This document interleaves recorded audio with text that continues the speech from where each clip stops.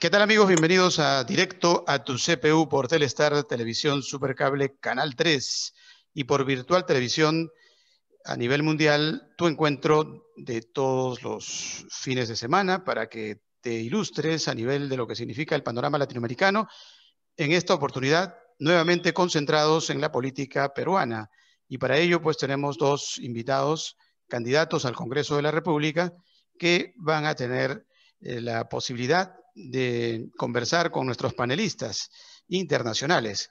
Los candidatos al Congreso representan a dos partidos diferentes. Ellos nos van a explicar minuciosamente sobre estos partidos políticos y sobre sus aspiraciones particulares. Tenemos al almirante Jorge Carlos Montoya Manrique, por Renovación Popular, es el partido político por el cual postula. Y también tenemos al licenciado Manuel Fernando del Águila Zúñiga por Victoria Nacional. Uno es almirante en retiro y el otro es licenciado en políticas. Bueno, es bastante interesante entonces lo que se nos viene para esta ocasión en temática de política latinoamericana. Y con nuestros panelistas tenemos a Gualberto Campos desde Tampa, Florida. Como sabemos, nuestros panelistas son originarios de países sudamericanos. En el caso de Gualberto es de El Salvador. También tenemos a Daniel Pedraza de Colombia, que reside en Boston, en Estados Unidos. Desde Venezuela tenemos a Rómulo Guedes, que está en la ciudad de Caracas.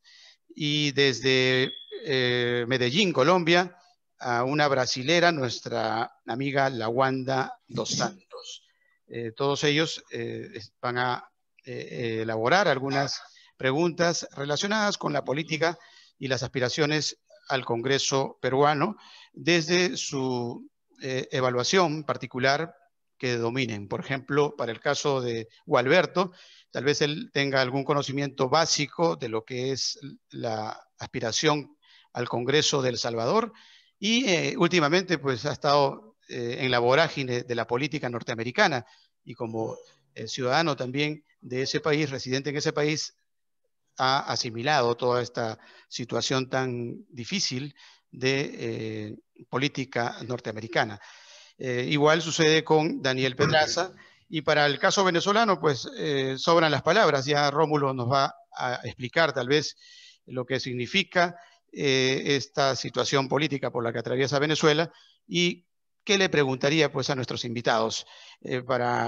Finalmente, la dama, que es nuestra amiga Lawanda dos Santos, su dominio de la temática de la mujer es importante también para que nuestros invitados con su aspiración al Congreso, pues tengan tal vez alguna situación muy particular en torno a esa inclusión que a veces la descartamos a nivel del machismo latinoamericano, que lamentablemente todavía impera. Bien, vámonos entonces con los saludos iniciales de los candidatos, nuestros invitados. Don Jorge Montoya, sus saludos y tal vez algo genérico de su aspiración política al Congreso de la República de Perú. Sí, buenas noches. Muchas gracias por la invitación. Me da gusto participar con gente de varios países en un tema de actualización política, le podríamos decir. Porque la política se actualiza todos los días. Acá en Perú estamos en la campaña electoral. Renovación Popular pretende ser gobierno en este año. Lo vamos a hacer en primera vuelta. Esa es nuestra esperanza y nuestra ilusión. Queremos hacer una nueva forma de política. Vamos al Congreso muy entusiasmados con la posibilidad de hacer grandes cambios en el país. Era el almirante Jorge Montoya, candidato por Renovación Popular al Congreso de la República del Perú. Ahora los saludos del licenciado Manuel del Águila, candidato por Victoria Nacional. Yo soy licenciado en Ciencias Políticas, tengo una maestría también en Administración de Empresas. Soy actualmente catedrático de la maestría de Gobierno Digital, de la maestría de Gestión Pública en la San Marcos. Básicamente mis propuestas se tratan de lograr la transformación digital del Estado para poder tener al Estado en nuestras manos, para que los ciudadanos no estemos pagando estas famosas coimas, sino desde su celular, desde una computadora o desde una tablet poder hacer nuestros trámites ahorrando tiempo, ahorrando dinero y sobre todo poder tener tiempo para estar con nuestras familias. Gracias por la invitación. Bien, gracias a usted por participar y vamos a sugerirle a nuestros invitados que las preguntas sean cortas porque somos varios los que queremos participar tal vez con nuestras inquietudes respecto a esta postulación al Congreso de la República de Perú. También vemos por ahí que se acaba de integrar Miguel Mosquera Pans desde España. Él está haciendo un esfuerzo porque por allá, por España, pues como sabemos es ya más de la medianoche. Y vamos a comenzar. Lawanda dos Santos, desde Medellín, tus inquietudes respecto a estas dos aspiraciones al Congreso de la República del Perú. ¿Qué le plantearías a nuestros invitados? Bueno, primero, gracias por hablar, por charlar con nosotros. Es muy importante, ¿no? El debate político y público es muy importante. A Manuel lo que me llamó mucho la atención fue la alfabetización digital. Entonces quisiera que hablaras un poco más de eso. Principalmente trayendo la temática de los niños en la escuela. ¿Cómo se va a implantar esta alfabetización digital para niños, por ejemplo? Porque como en tu propuesta mismo está muy claro, no todos tienen acceso a esas herramientas digitales, ¿no? Sea computador, tablet, celular. Entonces, ¿cómo sería? Quisiera que profundizara un poco más. Y Jorge, el de la guardería para niños, que me pareció extremadamente importante, porque de hecho todas las mujeres que son madres pasan por un momento de complique al regresar a su labor, ¿no? A su trabajo. Y quisiera que también profundizara eso de las guarderías, cómo es en Perú y cuáles son los cambios que quieres hacer, que me parecieron las dos propuestas muy buenas y me gustaría profundizar mejor. Gracias. Gracias, Lawanda. Comenzamos con Manuel, por favor. Sí, Lawanda, muchas gracias por la pregunta. Mira, yo estoy planteando poder implementar en el país, cuando seamos gobierno, un programa nacional de alfabetización digital para lograr tener realmente ciudadanos digitales. Porque tenemos que saber que la transformación digital en el país básicamente versa en dos temas: infraestructura, en conectividad y ciudadanía digital. Van de la mano porque sin una no tiene mucho sentido esta transformación digital. Ya actualmente las currículas educativas se ha implementado para que los niños puedan aprender el uso de la tecnología. Pero cuando yo hablo de ciudadanía digital y de alfabetización digital, estoy hablando de esa responsabilidad en el uso de la tecnología, pero además de la posibilidad que deben tener nuestros ciudadanos, sobre todo nuestros viejitos y aquellos que están lejanos al uso de la tecnología, para poder usarla de manera responsable y sobre todo ahora en épocas de pandemia, usarla en beneficio para evitar estas colas o tener que hacer estos trámites que solo han generado más contagios. Necesitamos tener ciudadanos digitales para lograr justamente que puedan acceder a estos servicios que ya brinda el Estado, pero lamentablemente de manera muy tímida aún. Porque tenemos servicios digitales, sin embargo no se ha implementado una interoperabilidad a nivel nacional que le permitan a todos los ciudadanos poder acceder a este tipo de servicios. Y estos servicios son tan básicos como la salud, la educación o el trabajo. Y eso es lo fundamental. ¿Y quiénes van a liderar esta alfabetización digital? Son nuestros propios jóvenes. Ya los adolescentes entre 12 a 16 años en etapa escolar, muchos de nuestros adolescentes ya están familiarizados con el uso de la tecnología y en coordinación con los gobiernos locales van a tener una gran responsabilidad y se va a implementar en la currícula de los colegios esta ciudadanía digital para que sean ellos los que lideren justamente este Plan Nacional de Alfabetización Digital. Bien, gracias, licenciado. Vámonos con Jorge Montoya, su respuesta, por favor. Sí, bueno, gracias por la pregunta, Wanda. El tema de las guarderías es un tema muy importante para nuestro plan de gobierno. ¿Por qué? Porque nosotros tenemos la función de hambre cero, controlar el hambre en la población extremadamente pobre y pobre. y eso nace desde el vientre de la madre. Vamos a acudir a prestarle ayuda a través de un sistema de voluntariado, desde que está esperando al bebé, desde que está en el proceso de embarazo, hasta que el bebé vaya al colegio y luego se va a continuar en el colegio. La alimentación es importantísima para el desarrollo educativo. Y en esa franja nos encontramos con la edad de 0 a 3 años, de 1 a 3 años realmente, donde se necesita que alguien cuide al niño para que los padres puedan continuar con sus labores de trabajo normales.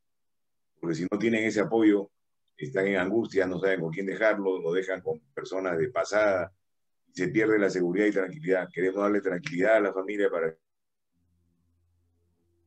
que puedan ir a trabajar sabiendo que sus hijos están en buenas manos. Este sistema de guarderías va a estar municipalizado en su control, pero los que tienen que tener las guarderías vamos a hacer, de acuerdo a la ley que estamos en proceso de elaborar, depende en los empleos, cuando tenga un número mayor de X personas, están en la obligación de tener guarderías. Las entidades estatales, todas están obligadas a tener guarderías, van a estar obligadas a tener guarderías, ¿no? Y van a haber guarderías particulares para los que puedan pagarlas también. Vamos a montar esta cadena de guarderías a nivel nacional que va a permitir, como le digo, el buen trato a los niños. Lo hablo por experiencia propia. Joven, con mi esposa también trabajaba y tuvimos que dejar a nuestros hijos en una guardería y el resultado fue muy bueno. No tuvimos ninguna dificultad. Existían, eran guarderías de paga, no eran económicas, costaban, pero podíamos tener la tranquilidad de que estaban a buen recaudo mientras nos encontrábamos en nuestro trabajo. Entonces, esa es la idea de establecer la guardería. Forma parte de un programa un poco más grande que se llama Hambre Cero. Perfecto. Vámonos entonces con Gualberto. Gualberto, desde Tampa, Florida, tu planteamiento para nuestros candidatos. Primeramente, saludos a todos, ¿no? El candidato Manuel del Águila, hay algo que me llamó la atención cuando habla acerca de una alianza con el sector privado, de formar una alianza con el Estado para reducir esa brecha de conectividad al Internet. ¿Cómo convencer al sector privado de formar esa alianza con el Estado para reducir tal brecha, sabiendo que en realidad a las empresas privadas lo que les interesa es el dinero y no está de más decirlo, ¿verdad? Entonces, mi pregunta para ustedes es esa: ¿cómo convencer al sector privado para trabajar conjuntamente con el Estado? Y para el almirante Montoya, usted habla de lo que es el lenguaje inclusivo y ¿cómo se llama? ¿Cómo que se llama esto que estaba hablando en ideología de género? Eso, exactamente. ¿Le parece un tema sumamente importante en la actualidad del Perú? Digo esto porque acá en los Estados Unidos es un tema muy sensible hoy en día. ¿Cómo piensa plantear eso en el Congreso? ¿Cómo piensa llevar eso al Congreso para convencer pues al pueblo sobre esta temática que es tan sensible hoy en día? Bien. Licenciado, la primera pregunta. Claro que sí, Gualberto, muchas gracias. Mira, cuando hablamos de una alianza público-privada en el tema de infraestructura digital, yo me refiero básicamente a la posibilidad de que las empresas, que está muy bien, que quieran ganar dinero, porque uno pone una empresa para generar riqueza, para ganar dinero, y el Estado lo que tiene que hacer es justamente eso, fomentar que se genere la riqueza, que se produzca riqueza, y darle las condiciones, las mejores condiciones para el sector privado, y en este caso a las empresas de telecomunicaciones para que puedan implementar infraestructura. ¿A cambio de qué? A cambio de Internet y de conectividad de calidad en los colegios, en las instituciones públicas, en las comisarías, en las postas médicas también. Y la alianza pública-privada básicamente es en eso, porque cuando nosotros le damos o le alquilamos, le concesionamos el espectro radioeléctrico a las empresas de telecomunicaciones, le cobramos obviamente un monto de dinero. Y la alianza que nosotros estamos planteando es, ok, nosotros te vamos a dar la concesión de tal frecuencia del espectro radioeléctrico, pero tú me aseguras que me vas a conectar tantos colegios, me vas a conectar tantas comisarías, tantas postas médicas, o también la otra modalidad es de obras por impuestos. ¿no? En lugar de que paguen los impuestos al final del año, que los impuestos sirven para obras de infraestructura, ellos, en lugar de pagar después del año, lo que tienen que hacer es justamente obras de infraestructura en conectividad o en infraestructura para Internet.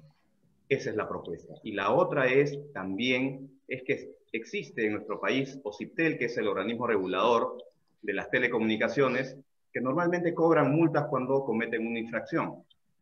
El objetivo de OCIPTEL es regular las telecomunicaciones, el buen uso de los medios de comunicación. Sin embargo, a veces las empresas pueden cometer algún tipo de errores o infracción y se les pone las multas. Y el objetivo aquí es cambiar la normativa para que en lugar de que paguen esas multas, que a veces son millonarias, nos pongas también infraestructura en conectividad a Internet, que es lo que a nosotros nos interesa. Adolecemos, tenemos más de 5 millones de peruanos que no tienen conectividad y a los que tenemos una de pésima calidad. En eso básicamente versa esta alianza público-privada, Gualberto. Ahora la respuesta de Jorge Montoya. Bueno, empezaré con el lenguaje. Todos hablamos la lengua española. La lengua española tiene sus reglas. Y la Real Academia de la Lengua se encuentra encargada de cautelarla y cuidarla, que respetemos las normas gramaticales que se dan. En función a eso debemos respetar. El lenguaje inclusivo cambia las reglas de manera arbitraria, sin ningún fundamento ni sustento, y comienza a hablar de que es un lenguaje de inclusión porque menciona a ellos y a ellas. Eso es la cosa más ridícula que he escuchado en mi vida.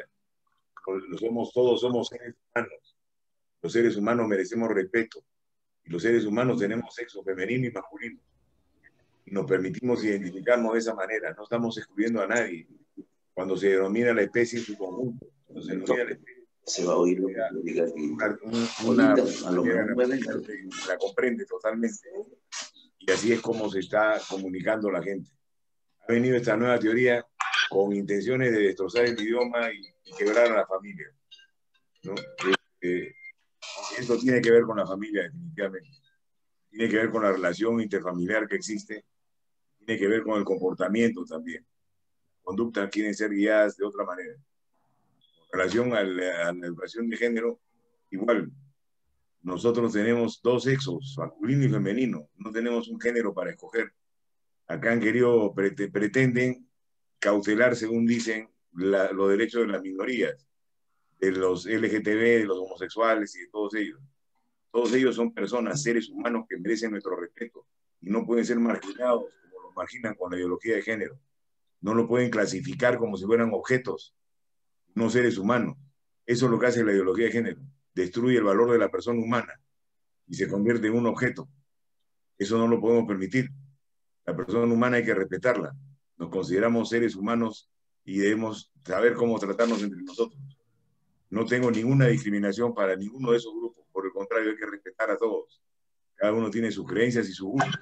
Pero los dos sexos que existen, el masculino y el femenino, pueden tener gustos diferentes, ese es otro tema. Se puede clasificar de otra forma, pero no se les puede maltratar ni se les puede faltar el respeto, considerándolos como objetos que necesitan hablar de género para poder encontrar alguna identidad, según dicen, cuando su identidad es pertenecer al género humano. A propósito de lo que acaba de responder el candidato Jorge Montoya, vámonos con Rómulo Guedes de Caracas. Por allá pues es normal escuchar a Maduro, soldados, ¿no? Para todo prácticamente lo particulariza hacia lo femenino y masculino, una exageración abrumadora. Tú debes de estar un poco cansado de eso, Rómulo. ¿Qué dirías al respecto y qué le plantearías a nuestros invitados? Buenas noches. Buenas noches a los amigos participantes en esta ocasión en las próximas elecciones para asambleístas allá en la hermana República del Perú. Y por lo demás, antes de todo, desearles un total éxito para que lleguen a ocupar los curules, como decimos acá en Venezuela, y tengan la opción de hacer los planteamientos que realmente son muy válidos y que realmente se parecen bastante. Los planteamientos de ambos futuros congresistas, el amigo Manuel del Águila y el amigo Jorge Montoya. Yo creo que el caso de Jorge Montoya, que tiene pues esos conocimientos también militares, por lo que estuve leyendo sobre la hoja de presentación. y leí algo allí en la presentación de Manuel del Águila, que tiene que volar fuerte, amigo Manuel, como un águila, para lograr eso que usted se propone, porque veo que allí en el Perú, según las notas que pude leer, un 20% no tiene acceso a Internet y un 60% se conecta con los celulares, como lo estamos haciendo en esta ocasión. Entonces, allí esa ley, pienso que hay que trabajarla a nivel del Ministerio de Educación. Y bueno, el paréntesis que lo que pasa es que como no teníamos al momento la voz, lo que me dijo Jorge, me decía que debes estar cansado. Te digo, lo que sucede es que los regímenes totalitarios utilizan la ambigüedad en el lenguaje para confundir. Y eso es lo que está sucediendo en Venezuela y que quizás está sucediendo en otros países donde se está practicando también la problemática, que no la veo como ideológica, sino como de dominio, que es otra cuestión. De manera que estarían en condiciones ustedes de llevar una propuesta de ley, porque se parecen mucho ambas ideas de los amigos, tanto a Jorge Montoya como el señor Manuel del Águila. Entonces, tendrían que llevar una propuesta para reformar la ley del Ministerio de Educación, que sería lo que se estilaría desde el punto de vista legal y jurídico. Y esa es la pregunta. Ok, gracias Rómulo. Manuel del Águila, a mí Historia Nacional. Me gustaría, Rómulo, si nos puedes precisar, porque el tema de educación es amplio, ¿no? Y yo, por ejemplo, sí creo que tengo una gran diferencia con la propuesta del señor Montoya, del Partido de Renovación, Renovación Popular, porque yo sí creo en el enfoque de género, ¿no? Y yo creo en la igualdad de oportunidades a todas las personas sin ningún tipo de discriminación. Me gustaría que me puedas precisar a qué te refieres como esta reforma en la ley de educación, sobre qué tema específicamente, infraestructura o... Rómulo. Bueno, en el caso específico del amigo Manuel de Ávila, tú hablas de la digitalización de los sectores, de todos los sectores peruanos, es decir, los que tienen más carencias desde el punto de vista económico. Y eso es muy importante, pero la pregunta es si para lograr eso es necesario un convenio, además de convenir con la empresa privada, un convenio no con el gobierno, sino con el Ministerio de Educación, que representa al Ejecutivo Nacional. Esa es la pregunta. Si tendrían que nombrar una comisión al respecto, si se estila en este caso, ser miembro de una fracción parlamentaria que pueda hacer los contactos, que pueda organizarse para obtener o empezar a proponer para obtener esos beneficios que propones allí en la hoja de, vamos a llamarlo en la hoja de ruta. Así, claro que sí, nosotros estamos dispuestos en ese sentido a poder llegar a acuerdos entre bancadas e impulsar la transformación digital, sobre todo en el tema educativo. A raíz de la pandemia y lo que se viene en el futuro es básicamente una educación dual, ¿no? Con mucha virtualidad, pero también presencial. Y para eso, para garantizar realmente una calidad educativa, necesitamos justamente lo que dices, de llegar a aquellos sectores, más de 5 millones que no tienen conectividad ni infraestructura en Internet. Y claro que sí, estamos dispuestos a ello. Plan de gobierno, en el tema educativo, nosotros estamos impulsando o planteando la posibilidad de generar, bien, que el Ministerio de Educación se dedique a los temas de política educativa y que sí exista un nuevo Ministerio de Infraestructura, porque actualmente el Ministerio de Educación también realiza infraestructura educativa y tenemos un déficit de más de 100.000 millones de soles en infraestructura educativa, o sea, que creo que por ahí no va. Sí necesitamos un ente que se dedique básicamente a infraestructura, no solo educativa, sino de carreteras, infraestructura digital, en Internet, y todo lo que implica obras de infraestructura. Y en ese sentido, yo creo y estoy convencido que no solamente de la bancada del señor Montoya, sino en general todas las bancadas que ingresemos al Congreso, vamos a apuntar por la transformación digital y sobre todo en el sector educación. El señor Montoya, si desea agregar algo sobre educación con respecto a Renovación Popular. Sí, definitivamente tenemos un programa de educación y renovación popular donde vamos a cambiar la currícula escolar en su completo, en su integridad. Está con muchos errores desde nuestro punto de vista, no se fortalece lo que se debe fortalecer, que es el conocimiento del país, la educación cívica, el enseñar a ser ciudadanos. Ese tipo de cosas han dejado de lado y se ha cambiado totalmente en los últimos 10 años la educación. Eso lo vamos a modificar, no se va a hacer de un día para otro, porque todo requiere consenso, requiere trabajo, requiere primero enterarnos de la problemática y conocerla para poder actuar con prontitud. Pero lo vamos a hacer. Con relación a la parte digital, totalmente de acuerdo en apoyarla. Es necesario simplificar las cosas y agilizarlas, evitar la corrupción, y esto lo puede ayudar a hacer. Con relación a los puntos que mencionó, de lo que yo había mencionado, de ideología de género y de lenguaje inclusivo, sí, vamos a discutirlo en el Congreso, van a ser discusiones fuertes, me imagino, pero necesarias, porque lo que tenemos que hacer primero es entender, aprender a entender qué es lo que quiere decir cuando se habla de lenguaje inclusivo y cuando se habla de ideología de género, porque en ambas destruyen el lenguaje y los conceptos que tenemos de las cosas. Entonces, cuando uno encuentra herramientas que se usan de esa manera para destruir el lenguaje, cambiar los conceptos, hay una segunda intencionalidad atrás de esto. Tenemos que ser claros, todos los peruanos, todos los latinoamericanos, que somos seres humanos. Esa palabra tiene un valor inmenso. No somos animales, somos seres humanos. Y todos los seres humanos somos iguales y complementarios. El hombre y la mujer se complementan y forman una unidad porque no somos idénticos, somos diferentes. Partimos de eso para todo el desarrollo general de cómo nos encontramos y qué cosas somos. Pero no crear con la ideología de género, mal empleando el lenguaje, crear conceptos que no tienen nada que ver con la realidad. Las minorías son minorías en todas partes y se les respeta. No se tiene por qué idear nuevos nombres. Ya están los nombres en el lenguaje que usamos. No hay por qué marginarlos de la manera como se margina con la ideología de género. No es que se les realza ni se les respeta, por el contrario, se les trata como objetos. Y eso está mal. Nosotros somos defensores de las minorías. No vamos a permitir que sean agredidas por nadie. Y ese lenguaje agrede. Y si no saben que agrede, primero vamos a empezar por enseñar por qué es que agrede ese lenguaje. Perfecto. Vámonos con Miguel Mosquera Pans desde Galicia, España. Buenas madrugadas y gracias por estar ahí, Miguelito. A las 3 de la mañana. Bienvenido. Bueno, yo estoy escuchando aquí toda una serie de cuestiones. El señor Montoya está haciendo una defensa férrea del antilenguaje inclusivo.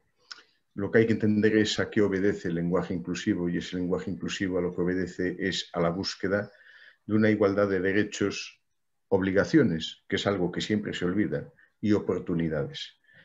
Y eso lo consigue la democracia, pero la mujer se ha incorporado hace relativamente poco al mundo laboral, al mundo estudiantil, y tiene que tener también su espacio en el que pueda llegar a alcanzar no una igualdad, porque la igualdad no es justa, sino una equidad. Y no me refiero concretamente a la igualdad entre hombre y mujer. Tiene que haber igualdad de derechos, de obligaciones y de oportunidades entre hombres y mujeres. Igualdad. En ese sentido, sí. Pero no puede tener la misma igualdad una persona que tenga una responsabilidad frente a otra que tenga una responsabilidad mayor. Por eso, una vez que se terminan los mismos derechos que el estatus de ciudadano ofrece, los derechos jurídicos, los derechos sociales, los derechos políticos, a partir de esa igualdad de derechos comienzan los derechos o privilegios en función de la ocupación o de la responsabilidad que tiene cada uno. Y considero que llevarlo esto al Parlamento o sea, cualquier tipo de Parlamento, una cuestión como el lenguaje inclusivo, que efectivamente tiene una connotación política en algún punto, pero bueno, dentro de la diversidad y libertad tendremos que entender que efectivamente todas las personas tienen derecho a manifestarse y a expresarse, y que a fin de cuentas la sexualidad es una forma de expresión del individuo y no otra cosa, y tenemos que aceptarlo como lo que es. realmente, no, lejos de favorecer la libertad y el entendimiento, llevar al Parlamento una ley que suponga la eliminación del lenguaje inclusivo no supone una presión, una imposición sobre la libertad de expresión individual y colectiva. Esta es la primera parte, la primera pregunta. La segunda pregunta al señor Montoya, porque yo he estado leyendo su programa, y de lo que habla en muchos aspectos es de endurecer la ley. Endurecer la ley está bien si no hay corrupción, pero realmente puede dar resultado el llevar a jueces y fiscales a ser fiscalizados por un sistema ISO. No es privatizar la justicia, cuando en realidad donde hay que centrar el funcionamiento de la justicia es en el respeto a los derechos humanos. En un segundo plano, un sistema jurídico que realmente contemple las garantías procesales, que no están contempladas, porque aunque constitucionalmente se conciban, no están contempladas. Y en tercer lugar, un sistema penitenciario que sea redentor, que busque la reinserción social y no la institucionalización del recluso. Si llega a ser usted, señor Montoya, congresista, ¿qué postura tendrá ante esto? Esa es la parte del señor Montoya. Después me tocará con el señor del Águila. Bien, comenzamos con el señor del Águila, por favor, candidato por Victoria Nacional. No, las preguntas han ido, creo que al señor Montoya. Sí, después... sí, pero hazle una generalidad sobre lo que significa tal vez su análisis que hace Miguelito. Claro que sí, yo coincido muchísimo con Miguel. Nosotros sí creemos en un enfoque de género. La ideología de género no existe, es una invención de un sector de una derecha recalcitrante que habla de un lenguaje inclusivo, pero sin embargo no quiere incluir y no quiere respetar la identidad de las personas. Creo que una de las peores discriminaciones que puede tener una persona es poder no reconocer su identidad, ¿no? Y las personas necesitan identificarse con algo para vivir en sociedad. Y de ahí yo creo que tenemos mucha discrepancia. Nosotros somos muy respetuosos de los derechos de todas las personas, sin importar su género, ¿no? Que es una construcción social, pero que sí respetamos cómo se puedan identificar, cómo se puedan sentir. Eso es fundamental. Yo creo que intentar cambiar una ley, o mejor dicho, querer dar una ley para poder impedir el lenguaje inclusivo es no reconocer que la historia va cambiando, que las personas vamos cambiando también y vamos reconociendo cada vez más derechos. Tú mencionabas que las mujeres, por ejemplo, hace muy poco han logrado insertarse en el mercado laboral y educativo. O sea, imagínense que nos hubiéramos quedado hace 50 o 100 años atrás, donde la mujer no tenía derechos. Entonces, así como cambia las sociedades, también cambian los términos. Y antes incluso ni votaban, ¿no? También eso es algo reciente. Los términos también cambian, ¿no? Y cambian para bien, cambian para incluir. Yo creo que no está dentro del contexto moderno ni reconocer que somos capaces de mejorar como seres humanos, intentar impedir un lenguaje inclusivo, que puede decir que la fuente de la Real Academia de la Lengua Española dice esto, pero eso se puede modificar o la Real Academia de la Lengua Española se ha quedado parada en el tiempo. Ok, vámonos con Jorge Montoya. Su respuesta, por favor. Todos debemos aceptar que no hay tema que no pueda ser debatido en el Congreso. El decir de que esto no se puede llevar al Congreso para debatir porque atenta contra la libertad de expresión es ser totalitarista. La democracia permite la discusión amplia de todos los temas. El lenguaje inclusivo es un engaño para manejar las situaciones que dicen proteger, porque no incluye a nadie. Ese lenguaje no incluye a nadie, separa, marca distancia, marca referencias claras entre hombres y mujeres. Los seres humanos pertenecemos a la especie humana Y esa especie humana, los idiomas saben cómo designarla. Tenemos que aprender a respetar las normas y las reglas. La regla del idioma dice cómo se debe hablar. Cumplamos y respetémosla. ¿Por qué tenemos que romperla? Si se quiere romper, hay que acudir a quien la dirige. Se ha acudido ya a quien la dirige y él ya dio su respuesta, que no se pueden cambiar. Tal como están, están bien dadas. Entonces, primero, somos seres civilizados que tenemos que aprender a respetar las normas vigentes en el momento. Y esa es una norma vigente en el uso del idioma. No se denomina todas y todas, ellas y ellos. Eso me parece la ridiculez más grande del mundo. Porque no estamos incluyendo a nadie absolutamente. Estamos separando a los seres humanos. Y eso está mal. Debemos unirnos, no podemos estar separados. Debemos defender los intereses de los más débiles, pero no marcarlos y señalárselos y refregárselos en la cara. Usted es débil, usted es débil. Y para que tenga su derecho tiene que hablar de esta manera. Los derechos vienen dados de otra forma. Vienen dados en las normas, en las leyes y en los códigos. No tiene nada que ver con el lenguaje. Y en esos códigos y en esas normas y en esas leyes se habla con el lenguaje castellano normal. No se habla con el lenguaje inclusivo. Ahí están los derechos de las personas. Entonces no nos confundamos en estos temas. Lo de la ideología de género igual.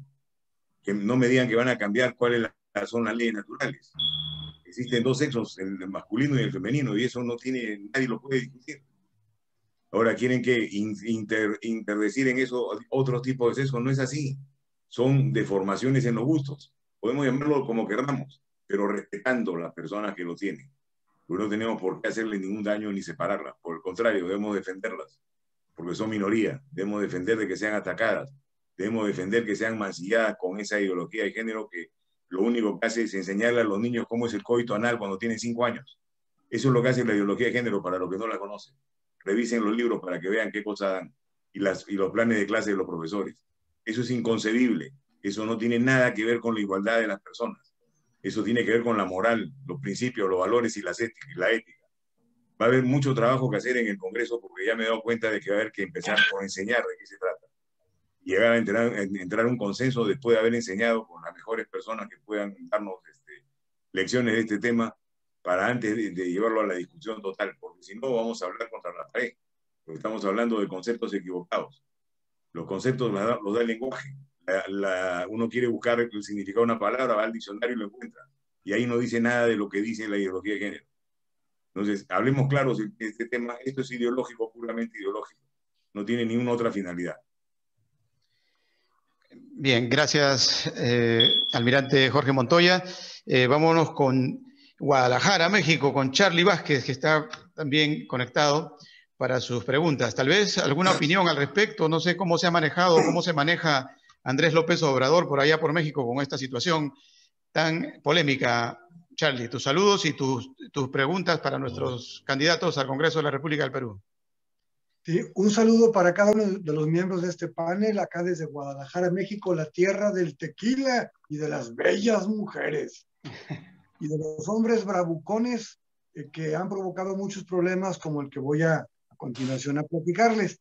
Se acaba de dar en mi estado el caso, no sé si supieron, de una balacera tremenda en un restaurante y todos los días hay 3 o 4 muertos simplemente en mi ciudad en manos de unos cárteles terribles que tenemos aquí en mi ciudad de Guadalajara, el cártel Jalisco Nueva Generación específicamente, y ya es normal que cada madrugada aparezcan 6, 7, 8 cadáveres regados en las calles diversas de Guadalajara, pero sucedió que en un municipio pequeño del estado se dio una cuestión digamos, de muy poca caballerosidad o se le nombró de acoso a una dama. Un funcionario estuvo acosando a una de sus trabajadoras, de las personas que están a su cargo. Ciertamente fue muy grave y es un delito por sí mismo. La muchacha servidora pública acudió con el alcalde del municipio para el cual trabajaba, se quejó y el alcalde increíblemente cometió un error más grave aún, que fue decirle: señorita, ¿cómo la ha de disfrutar su marido? O sea, una grosería y un hostigamiento y una frase completamente increíble en cuanto a lo mal y lo desubicado. ¿A qué voy? ¿A qué viene toda esta charla?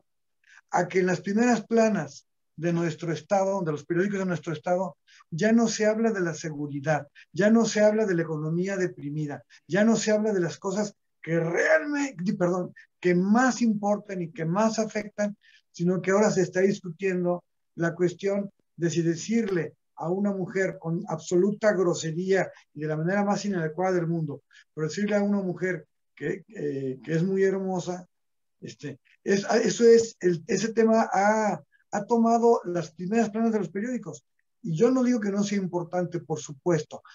Alegar que si se dice con no sé, los hombres y las mujeres, o con que digamos los hombres, las personas, con que si el vocabulario incluyente es suficiente, o si hay que modificarlo. Para mí son temas importantes, sí, pero muy secundarios a la problemática real que tienen nuestros pueblos. Se me hace digamos, pobre leer en mis periódicos en primera plana un tema que es mucho menos importante que los negocios que están quebrando, que están sin trabajo, que las personas que no pueden ir a comprar sus víveres porque tienen más de 60 años por cuestiones de la pandemia, etcétera. Y se me hace mal que en primera plana, mero arriba, se esté hablando de si estuvo bien o estuvo mal la manera en la que se dirigió a esta mujer. Por supuesto que estuvo mal, pero no está desviando la atención política de la ciudadanía hacia un tema polemizante para dejar de hablar de lo importante que son los muertos, que son los problemas muchísimo más trascendentales que no hemos arreglado, que no ha enfrentado la autoridad, a los cuales les dan la vuelta, puesto que es más fácil atacar a un hombre que agredió, que ofendió a una mujer, que atacar los verdaderos problemas de seguridad que tenemos todos los días. Mi pregunta hacia los candidatos es si en sus propuestas no están haciendo algo similar, yéndose por el lado de que si el internet, que si la fibra óptica o que si el lenguaje incluyente, en lugar de realmente hacer propuestas que permitan mejorar la forma de vida, el nivel de vida, la economía de las familias, que realmente permitan crear un sistema legal y un Estado de Derecho eficiente que permita la equidad, que permita el derecho, el acceso a la oportunidad verdadera para el trabajo, para el progreso, y por supuesto que también para la justicia hacia las mujeres, y por supuesto que también a fibra óptica, y por supuesto que también en internet. Pero ¿dónde están las prioridades? ¿Cómo es posible que en una campaña se hable primero de lo último y no en el orden en el que las prioridades hacen apremiante o imposible incluso la realidad y respirar a veces para el pueblo? Entonces mi pregunta es, ¿las propuestas que están haciendo ambos implican o indican el orden en el que ustedes están jerarquizando los problemas que tiene Perú? Vámonos con Manuel del Águila por Victoria Nacional. ¿Cuál sería la respuesta?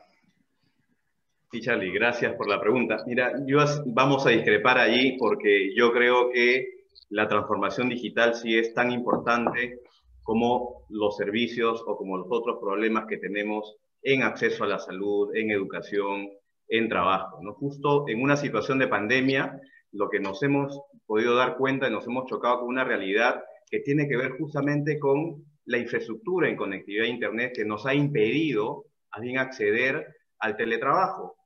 Por ejemplo, ¿no? Porque justo en una situación de pandemia, esta escasez o esta falta de buena infraestructura en tecnología y en fibra óptica ha generado que muchas personas no puedan realizar esta labor de teletrabajo y estén excluidos de ese derecho. O los niños que no puedan acceder a educación porque justamente están excluidos de la posibilidad de tener conectividad a Internet. O nuestros mismos enfermos que no han podido acceder a la salud o a ser monitoreados en todo este proceso de pandemia para ver si se contagiaban o no del virus. La tecnología ahora es tan importante como cualquier otro derecho humano, Charlie, y yo creo que sí, mis propuestas van en ese sentido, y yo creo que la tecnología es un puente para la igualdad de oportunidades, y hacia eso debemos apuntar. Creo mucho en igualdad de oportunidades, y yo creo que es importante que este Congreso y el nuevo gobierno más bien se enfoque en lograr cerrar esa brecha de infraestructura digital para que todos los peruanos puedan acceder en igualdad de oportunidades a los servicios digitales que necesitamos.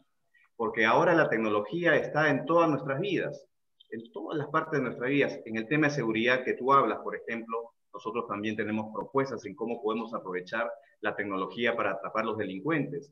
También está en la posibilidad que nos da la tecnología para poder estar más tiempo con nuestras familias, porque parte también del problema de seguridad es justamente un tema de valores. Un problema de la corrupción es un tema de valores, y los valores se aprenden en casa. La educación es para recibir información, para educarnos en diversos temas, para poder tener un camino también de construcción profesional, pero los valores vienen en casa y la tecnología puede ser un buen medio para armonizar nuestras actividades laborales y también nuestras actividades familiares. Ahí sí yo creo que estoy yendo por buen camino, y gracias por la pregunta, porque me ha permitido justamente explicar lo que normalmente a veces queda corto explicar en otros medios, la importancia de la transformación digital. Vámonos con Jorge Montoya por Renovación Popular. ¿Cuál sería su prioridad? La prioridad no la hemos puesto nosotros, la han puesto los panelistas que han escogido temas de nuestro programa de gobierno, de nuestro planteamiento. No son las primeras prioridades, están dentro del medio de prioridades. Pero me gustaría decir algo de la parte digital. Yo haría que el Ministerio Público actúe para que haga una investigación y descubra quién es el responsable de que la red dorsal digital que se compró y se instaló nunca ha funcionado. Una compañía mexicana, creo que es la proveedora del sistema, hasta el día de hoy no funciona. Eso merece ser investigado y sancionado, porque eso, negligencia en el empleo de los recursos públicos o corrupción en el empleo de los recursos públicos.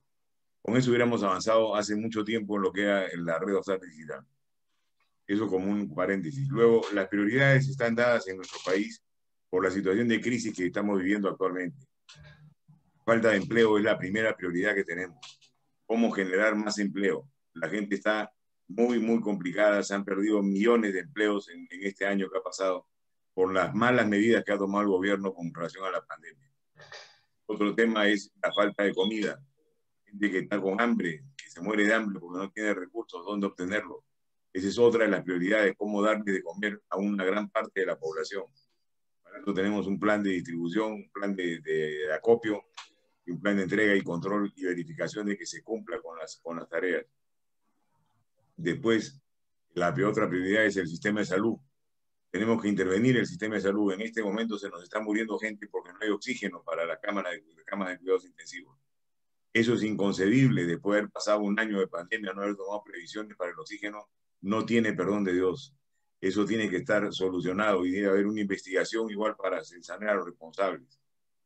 También que se haga una investigación en el Ministerio Público, que debería ser la de oficio, sobre el ministro de Educación de Salud anterior, el señor Zamora, que manifestó una negligencia supina para el tratamiento de los enfermos, donde ha ocasionado muertes. Y esas muertes no se pueden quedar en el aire, tienen que tener una sanción. O sea, los funcionarios públicos tienen una altísima responsabilidad con la población. Y hay que tener en cuenta eso para poder sancionarlos y juzgarlos de la manera adecuada. Bien, gracias. Tenemos ahora a Daniel Pedraza desde Boston, Estados Unidos. Daniel, tu planteamiento para nuestros invitados, candidatos al Congreso de la República del Perú. Bueno, primero que todo, buenas noches y un saludo a los otros panelistas, tanto a los congresistas. Desearle una muy buena suerte en la campaña. Yo entiendo que la campaña es un proceso bastante arduo y se hacen muchas preguntas y muchos planteamientos. Sin embargo, yo tengo una gran duda, y es, ¿ustedes cómo considerarían el futuro de los inmigrantes venezolanos que actualmente residen en el Perú? Que actualmente, si no estoy mal, son más de 1.200.000 venezolanos. Bueno, esa sería la primera inquietud. La segunda inquietud sería más respecto a la pandemia, y es que más de 65.000 estudiantes en Perú han decidido dejar de estudiar temporalmente, y se tiene que el 50% de los estudiantes del Perú trabajan en el sector de servicios de este mismo país y están también perdiendo el empleo. También la pregunta más precisa que quería realizar en cuanto a eso era cuál es su plan de reactivación con respecto a la pandemia, y sobre todo para ayudar a la juventud que está atravesando esos tiempos tan arduos y que están pagando la moneda básicamente por perder el empleo y no poder sustentar sus estudios. Y también, si me permiten regresar al primer punto, más específicamente quería preguntar si ustedes a los migrantes venezolanos los considerarían como futuros ciudadanos de Perú o optarían más por la deportación o bueno, quisiera saber cuál sería la metodología que sus respectivos partidos emplearían para llevar a cabo esta problemática que no solamente está acechando a Perú, sino a Colombia también, lo puedo decir con certeza. Bien, gracias, Daniel. Vámonos con la respuesta de Manuel del Águila por Victoria Nacional. Gracias, Daniel. Con respecto a los migrantes venezolanos, nosotros no tenemos, la verdad, ningún problema en general. Más bien, sí, de hecho, que han ingresado por una mala política migratoria muchos delincuentes. Pero la delincuencia no tiene bandera. O sea, ya nosotros teníamos un problema de delincuencia previamente. No podemos decirle que los venezolanos han venido a generar este problema mayor. Pero sí creemos que por esa mala política migratoria, de no saber quiénes están ingresando a nuestro país, se ha generado este gran problema de aumentar la delincuencia y con mucho más violencia, lamentablemente. La idea de toda política migratoria es que todos los peruanos, los ciudadanos del mundo puedan ingresar a nuestro país y poder realizar las actividades que deseen realizar, trabajo, turismo. Somos un país realmente bastante ameno, somos pacíficos, somos muy tolerantes también, pero lamentablemente este tipo de ingresos de gente del mal haber ha generado esta situación a veces hasta de una especie de xenofobia. Pero la idea es que nosotros logremos que todos tengan oportunidades también de desarrollarse en nuestro país. Pero en una situación de pandemia, y yo quiero ingresar a tu segunda pregunta, donde muchos jóvenes están perdiendo sus empleos, están dejando de estudiar, es justamente por una mala política del gobierno de cómo enfrentar la pandemia.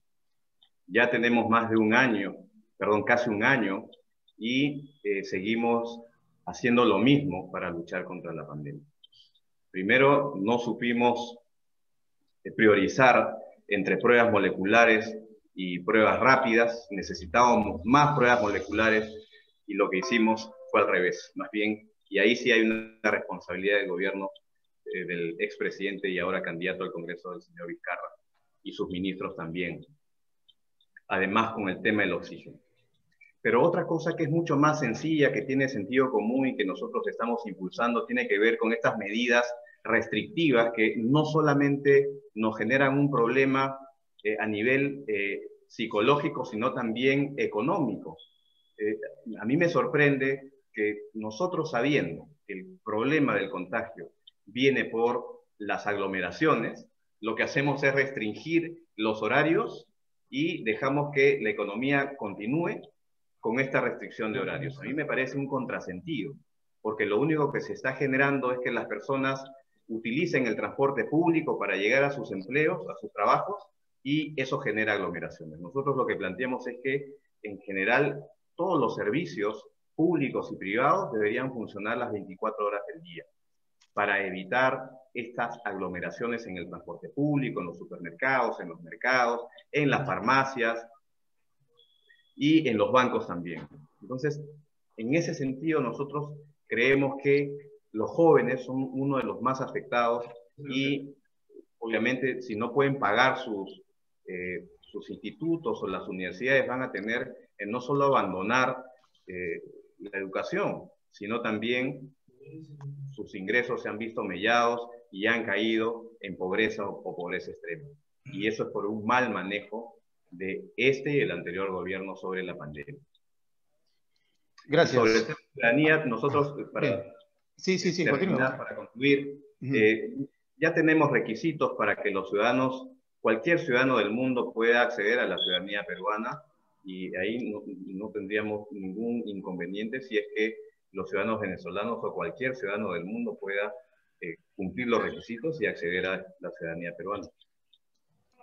Bien, las respuestas sobre estas temáticas migratorias que ha planteado Daniel Pedraza desde Boston. Él es colombiano, residente en Boston, quizás por eso su inquietud respecto a una problemática que se ha generado no solamente hacia Perú, sino hacia la propia Colombia, el principal perjudicado, entre comillas, porque también puede ser beneficiado con mano de obra de primera calidad por parte de los venezolanos que han llegado a tierras colombianas. ¿Qué diría nuestro candidato Jorge Montoya por Renovación Popular? Lo que diría es que Perú no tiene una política migratoria clara. Y cuando los venezolanos comenzaron a desbordarse por la frontera y entrar al país, no se supo qué hacer. Eso fue un problema del país, no de los venezolanos. Y no se tuvo la capacidad de poder usar las capacidades profesionales que tenían los migrantes venezolanos para suplir los defectos que teníamos nosotros.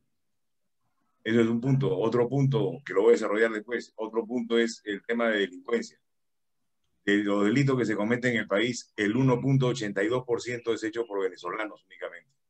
Para ese caso, los delitos cometidos por venezolanos más los delitos cometidos por extranjeros, que están en ese orden parecido, deben ser expulsados del país. Esa es una medida que debería tomarse de manera general como regla normal. Si el extranjero comete un delito, se regresa a su país. Con relación a la política migratoria, estamos a tiempo de hacerla. Tenemos defectos en profesiones para la salud. Nos faltan médicos, nos faltan intensivistas, nos faltan enfermeras. Y los venezolanos que están inmigrando al país, hay muchos que tienen esas calificaciones. Entonces debería hacerse un trabajo de homologación de títulos. Debería haberse hecho desde un principio. Se puede hacer todavía. De esa manera vamos empleando lo mejor que tienen ellos en provecho de nuestro país. Y seguramente que con el tiempo se quedarían acá, ya harían su vida acá. Luego la distribución geográfica y territorial de los venezolanos que ingresan al país. Ellos llegan hasta donde lo lleva la marea, pero el país debe saber dónde ubicarlos. En los sitios donde hay baja densidad de población, donde se necesita tener más presencia humana, en esos lugares ahí deberían ser trasladados para que puedan empezar una nueva vida. Inclusive asignarles hasta un espacio para vivir, porque tenemos un territorio muy amplio y muy vasto, pero no en las ciudades están saturadas. Entonces, hay muchas formas de poder lograr manejar una migración de esta naturaleza, que es un fenómeno que no va a parar en el corto plazo, va a continuar. Y vamos a mantener una presión constante de alrededor de 1,5 millones de venezolanos que están viviendo en el país. Entonces, tenemos que aprovechar esto para suplir nuestras deficiencias y mejorar y sacarle partido al tema. Creo que se puede hacer mucho en ese sentido. Gracias, almirante. Vámonos con la Wanda dos Santos, desde Medellín, Colombia. ¿Qué nos comentas? ¿Qué preguntas tienes preparadas para nuestros candidatos ya en esta ronda? Vamos a tratar de ser más concisos, más directos, para ganarle tiempo al tiempo, la Wanda. Sí, confieso que me dejó un poco preocupada los apuntes de Jorge. Me quedé impresionada, pero pasemos adelante. Bueno, de este punto de vista, viendo ustedes dos tan diferentes expectativas sobre las políticas públicas de Perú, ¿cómo ustedes harían para mantener ese diálogo con las fuerzas contrarias, siendo ustedes dos tan diferentes? ¿Cómo harían para mantener el diálogo y la buena convivencia? Que eso me preocupa, ¿no? O sea, en Brasil estamos muy polarizados, teniendo dos lados que nos escuchan y el país cada vez más ahondándose. Entonces eso me preocupa. ¿Cómo harían ustedes dos siendo diferentes, bien diferentes? ¿Cómo harían para mantener la buena convivencia y gestionar las políticas si llegan al Congreso? Yo creo que necesitamos el diálogo. Siempre el diálogo ayuda muchísimo. La tolerancia, el respeto son 3 valores fundamentales para lograr consensos. Sin ellos, sin el diálogo, sin la tolerancia y sin el respeto va a ser difícil. Yo tengo mucho respeto por los militares en general. Mi padre fue militar y respeto mucho a las instituciones castrenses que han sido maltratadas, sobre todo en la época del fujimorismo, porque se les vinculó y se vincularon mucho con la corrupción. Sin embargo, para lograr consensos y para lograr justamente lo que dices, la Wanda, de poder implementar políticas siendo realmente diferentes, el diálogo es fundamental. Y yo apunto a eso. Yo soy una persona que no solo dialogo, sino sé escuchar muchísimo, y sobre todo de personas tan experimentadas como el señor Montoya, que yo creo que a pesar de las diferencias, creo que sí vamos a llegar a consensos porque tenemos puntos en común también. Y eso es importante. Y creo que primero trabajaríamos esos puntos en común y estoy seguro que yo podría, y en general nuestra bancada, convencer a aquellos que no estamos muy tan de acuerdo o somos tan diferentes y dejarlo hacia el final, porque ahora, como bien lo decía uno de los ponentes, no recuerdo si fue Miguel, nuestro amigo mexicano, que hay otras prioridades, hay otros temas más importantes, y ahí yo creo que sí hay más coincidencias que diferencias. Bien. Jorge Montoya. La virtud del Parlamento es que está hecho para parlamentar, para hablar, para discutir. Todos los que salgamos elegidos en estas elecciones como congresistas, una vez que subamos al barco del Congreso, estamos navegando en el mismo vehículo y estamos caminando por las mismas aguas. Todos somos peruanos, no tenemos por qué pelear. Tenemos que discutir libremente nuestras ideas y encontrar consensos para buscar soluciones, sabiendo priorizar las cosas que el país necesita primero. Y que yo no le veo dificultad para el consenso. No va a haber polarización porque no hay ningún tema de estos que se pueda polarizar. Son ideas que han surgido, modas que han aparecido en otra parte del mundo y han sido adaptadas distorsionadamente. Ahí, nuestro país ha sufrido mucho después de la lucha contra el terrorismo. Y ahí hubo un tema que hay que explicarlo porque la gente a veces no lo entiende. Hemos tenido casi 20 años de lucha contra el terrorismo, bombas en la calle todos los días, mataban a un militar o a un policía todos los días. Yo he caminado con una pistola en la mano durante 15 años, yendo a trabajar para defenderme, porque no había seguridad para todos. Entonces, ese tipo de vida que no la entienden los que no la han vivido, la hemos vivido nosotros y queremos que se respete, que se mantenga ese derecho que tenemos a expresarnos libremente y a caminar libremente por el país. Luego, una pequeña aclaración a lo que mencionó con relación a que las Fuerzas Armadas estuvieron metidas en la corrupción en la época de Fujimori, no es cierto. Hubieron algunos delincuentes que se fueron corruptos y esos fueron detectados, sancionados y metidos presos. Pero eso no significa que las Fuerzas Armadas lo hayan hecho. No confundamos a las personas con las instituciones, que se causa un daño tremendo. Entonces, vamos a trabajar en armonía. De eso ténganlo por seguro. Y van a darse con la gran sorpresa que cuando terminemos el gobierno van a encontrar otro Perú muy distinto al que tenemos actualmente. Más pujante, más seguro de sí mismo, la gente más contenta consigo mismo y les aseguro que vamos a pasarla bien.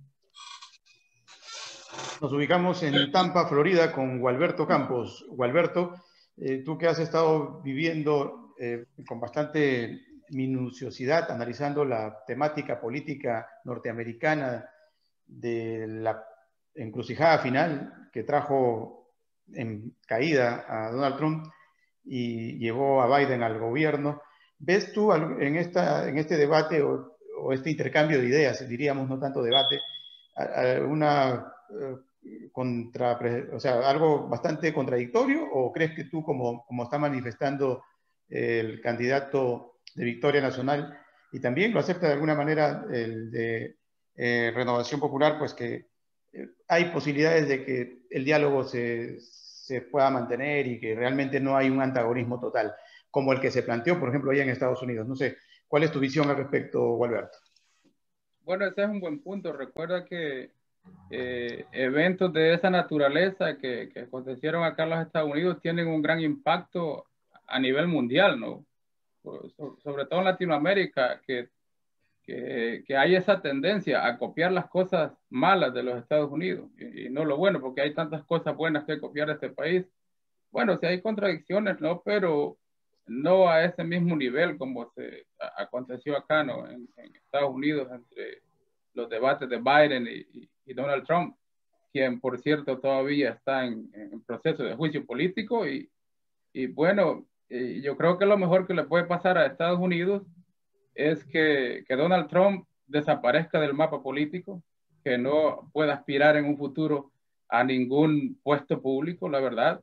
Y no solamente al pueblo en general, sino al Partido Republicano en sí, ¿verdad? Porque el Partido Republicano se ve afectado con esa figura. Ahora, hay algo que me llama mucho la atención en cuanto a las propuestas de Manuel del Águila, y habla del salario de los congresistas del Perú, que es aproximadamente 26.000 soles, que traducido al dólar estamos hablando de casi 7.200 dólares al mes. Lo normal sería que un político, ¿verdad?, implemente políticas para aumentarse el sueldo. Ahora, usted dice de reducir eso prácticamente a los 6.000 soles o algo así, y que el resto de esos costos sean asumidos por el partido. ¿Usted no teme de que el mismo partido tome represalias en contra suya? Y con el candidato, con el almirante Montoya, ¿cómo piensa combatir el nepotismo en Perú si es que existe?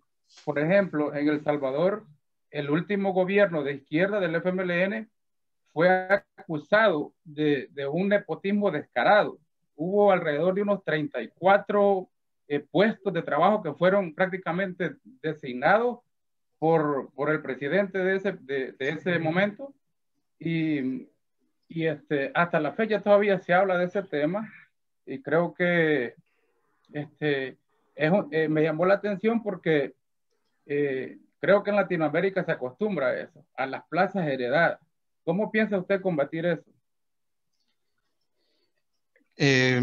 Comenzamos con Manuel del Águila, por favor. Por Victoria Nacional. Gracias, Alberto, por la pregunta, para poder precisar.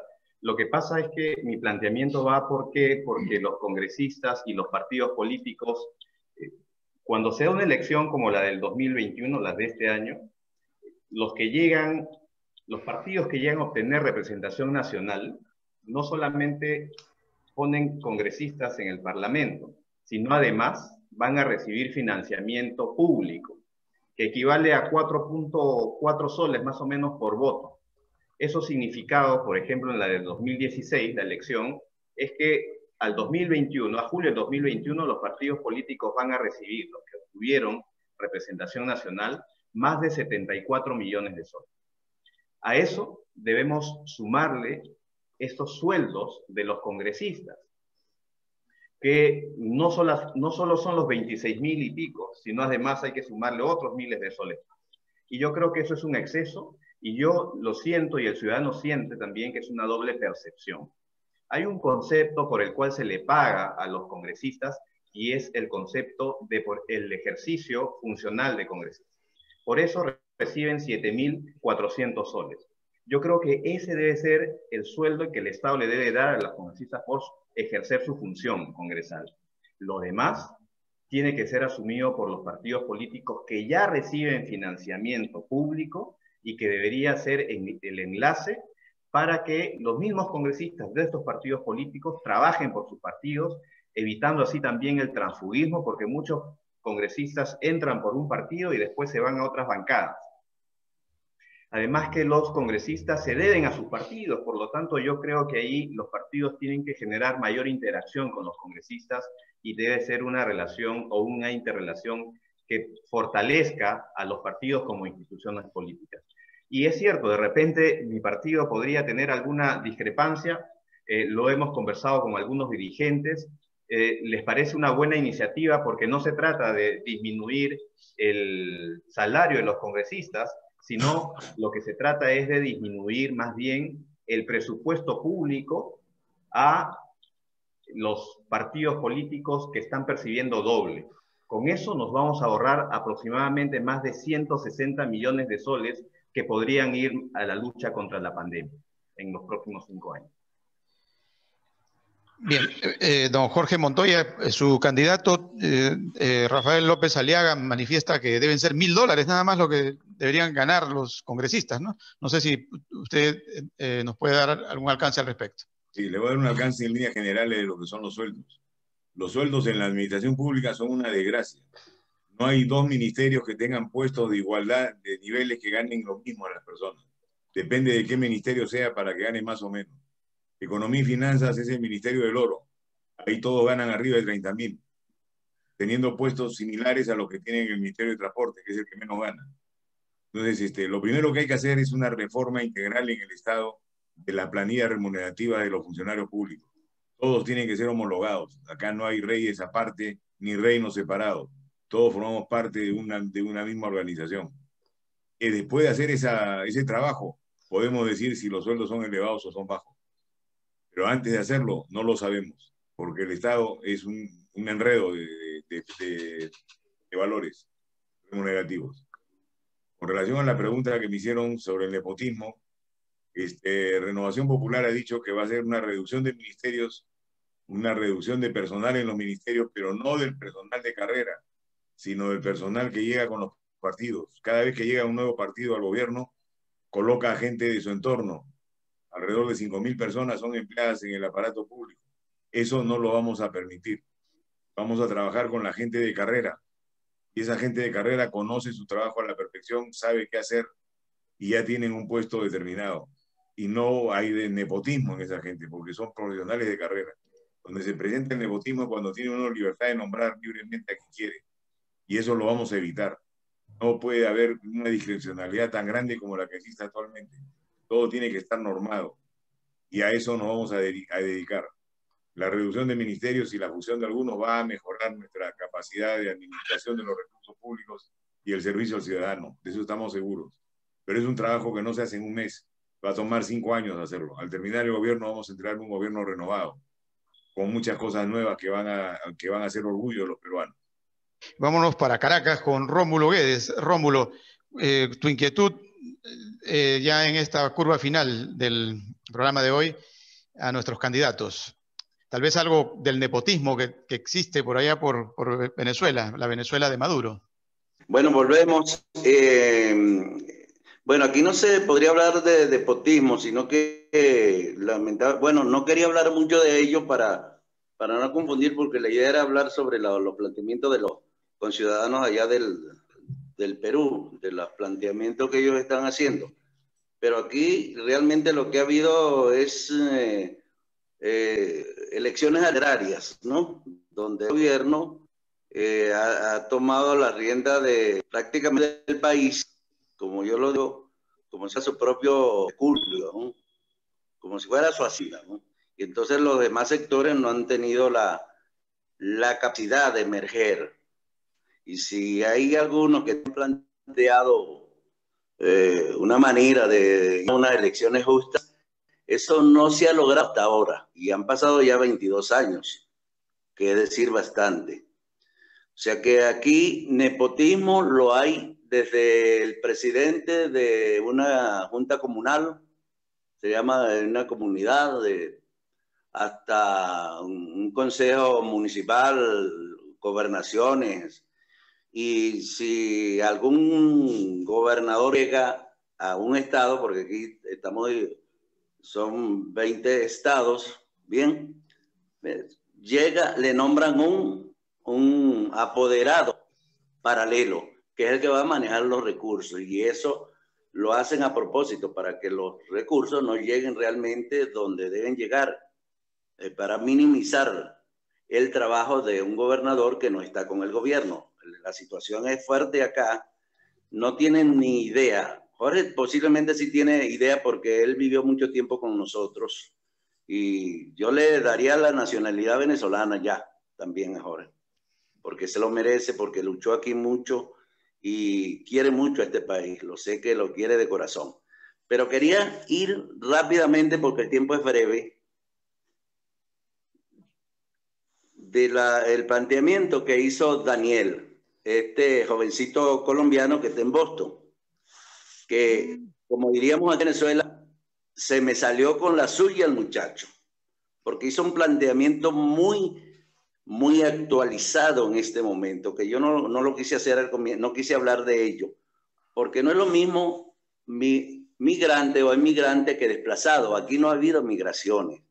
Aquí lo que ha habido es un desplazamiento de personas ungidos por la necesidad imperiosa de la vida, por lograr otras condiciones de vida. Porque la gente aquí, incluso, hablamos del COVID-19, que ya es un año que está en la palestra a nivel mundial, pero aquí hay mucha gente que no está muriendo de COVID-19, sino que está muriendo de hambre, sobre todo los jubilados. Y aquí se ha creado una nueva clase de pobres, que era la clase media. ¿Cuál es la clase media? Los profesionales, los médicos, los profesores universitarios, profesores de educación media, arquitectos, ingenieros. Bien, toda esa gente egresada de las universidades ahora radican en la pobreza y muchos se han ido incluso sin renunciar al cargo que tenían. Conozco de casos específicos de gente amiga que lo ha hecho, ¿ves? Y ha surgido una nueva clase que son los vendedores de fruta, ¿ves? Los mecánicos, los que tienen allí un negocito por acá, que tienen mucho más dinero que cualquier médico universitario, porque ellos cobran en dólares. Aunque aquí niegan, aquí dicen que aquí hay una moneda, aquí la moneda no funciona, no sirve, el bolívar no sirve. Aquí todo se cambia en dólares. En este momento, aquí un cartón de huevos, que a lo mejor a ustedes no les dice nada ya, está costando 6 millones de bolívares. Y el dólar hoy cerró aquí en Venezuela en 1.900 bolívares, un dólar. Ya va llegando a los 2 millones de bolívares un dólar. ¿Y cuántos ganan en dólares? Yo particularmente, que soy profesor, soy locutor y escritor, yo no gano en dólares. De manera que el problema es, y que tengan claro, y ahí va la pregunta, que si ellos están claros, porque el Perú está sufriendo las consecuencias de los desplazados venezolanos, Colombia lo está sufriendo, y en todos los países latinoamericanos. Creo los que en menor grado lo están sufriendo son los países europeos o asiáticos posiblemente. Pero no se debe a una política, no se debe a migrante es el que emigra por su propio medio, porque quiere ir a estudiar, porque quiere ir a conocer, porque quiere ir a cambiar de clima, como decían anteriormente las abuelas, y volver nuevamente a su terruño. Ese no es el caso venezolano. El caso venezolano son desplazados. Los desplazados que se van incluso muy asustados y que les cuesta mucho atravesar la Trasandina, como lo hizo el Libertador en una ocasión a caballo. Esto lo hacen en autobús y a pies y llevando roncha en el camino. Y tengo amigos que han tardado de aquí al Perú 2 meses para llegar, caminando y en burro y hasta en camello, pues. De manera que la pregunta es, ¿están claros cómo tratar los migrantes venezolanos? Y estoy muy de acuerdo con lo que dijo el amigo del Águila, que veo que el hombre vuela bien por la respuesta, ¿no? Del Águila dijo que no todos los crímenes en el Perú se deben a venezolanos, y eso es cierto, porque no todos los que van para allá son criminales, van muchos profesionales, y planteó la idea de que los profesionales que han ido para allá sean utilizados en el Perú. Hay buenos médicos, conozco médicos que hay allá. Yo tengo sobrinos profesionales en el Perú también, que se han ido por la debacle que existe en nuestro país, porque cuando un país pierde el valor de su moneda, prácticamente va desapareciendo como país. De manera que esa es la pregunta, ¿qué plantean ellos? Y si están consecuentes y están claros para ambos, para los dos candidatos, con todo respeto, si están claros en la diferencia entre los que son emigrantes y los que son desplazados, y qué medidas tomarían a priori, porque la verdad de todo es prioritario. Y lo que dijo el amigo mexicano, que la comida, la alimentación es prioritaria, pero también la educación es prioritaria para crear un nuevo ciudadano. Muchas gracias, porque yo creo que esta va a ser ya mi última intervención por el día de hoy, ¿cierto, Ore? Gracias, Rómulo, gracias. Digo. Ahí vámonos con la respuesta de Manuel del Águila, de Victoria Nacional. Sí, yo creo que has podido conceptualizar muy bien la situación en que viven millones de venezolanos que se han tenido que desplazar debido al hambre y la necesidad. Coincido con el almirante Montoya con respecto a que nosotros no hemos tenido una política migratoria para poder acoger justamente a aquellos desplazados.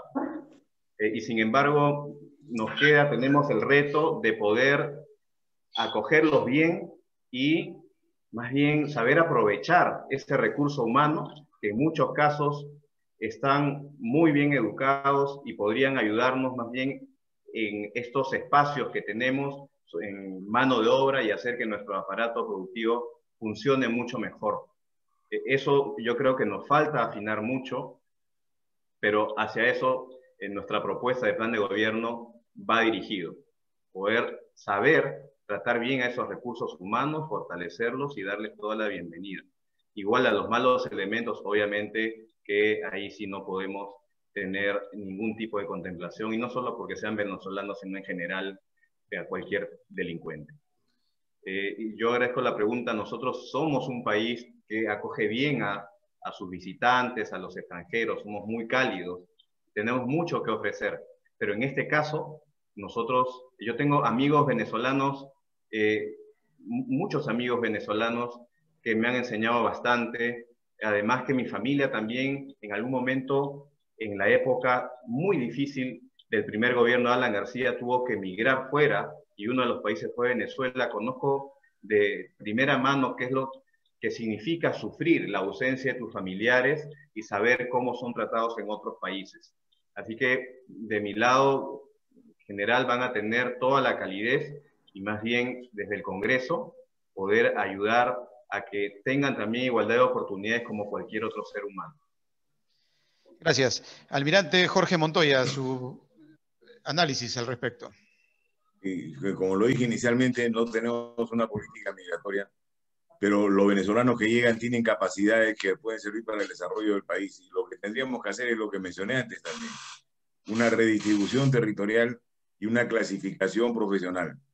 Y esa clasificación profesional tiene que venir aparejada con una homologación de títulos, porque tenemos el problema de que hay médicos que no pueden ejercer porque no pertenecen al colegio médico. Deberíamos dar una ley, una norma que permita que en este caso excepcional a los migrantes venezolanos que vienen por un motivo específico, comprendo lo de desplazados, muchos son desplazados, no migrantes, necesitan una ley que les permita trabajar con sus conocimientos, poner en práctica sus conocimientos en provecho del país. O sea, se puede hacer el trabajo ordenado de esto. Hay que hacerlo y no perder más tiempo. Cuando lleguemos al gobierno lo vamos a hacer. Ordenar el tema migratorio partiendo de los venezolanos y luego yendo al resto de migraciones que hay. Reconocer que son desplazados en muchos de los casos y que requieren condiciones especiales para poder sobrevivir en un país al que no pertenecen, pero que van a ser luego ciudadanos. Entonces, tenemos toda la voluntad del mundo para cambiar la situación que están viviendo actualmente. De eso que estén seguros. Bien, vamos a agradecer especialmente a Rómulo por el esfuerzo que está haciendo de comunicarse. Es difícil accesar a las redes sociales en Venezuela, y mucho más difícil aún tocar estos temas, porque te pones en 3 y 2, como se dice en el argot beisbolístico. Para los que no saben, investiguen qué significa estar en 3 y 2. Bien, igual el agradecimiento para Miguel, que se está trasnochando para estar presente en este análisis político hacia el Congreso de la República del Perú. Miguel, desde España. Sí, bueno, primero que nada quiero decir que las normas no hay que acatarlas todas simplemente porque sí, porque una norma injusta no hay por qué acatarla. Y de hecho, puestos a aceptar que las cosas sean blancas o negras, la guillotina era una norma y no deja de ser una salvajada. Y dicho esto, voy a decir también que la pandemia, algo para lo que ningún país está preparado, ninguno, sin excepciones, porque es una cuestión excepcional precisamente. Está también en muchos aspectos tapando cuestiones que son muy cotidianas. Y una de las cuestiones cotidianas que tiene Perú, quizás de las más problemáticas, es que tiene una estructura de Estado frágil, excesivamente frágil. Una democracia tiene que basarse en educación, salud y justicia universales y gratuitas, que todos los ciudadanos tengan que poder acceder a ello.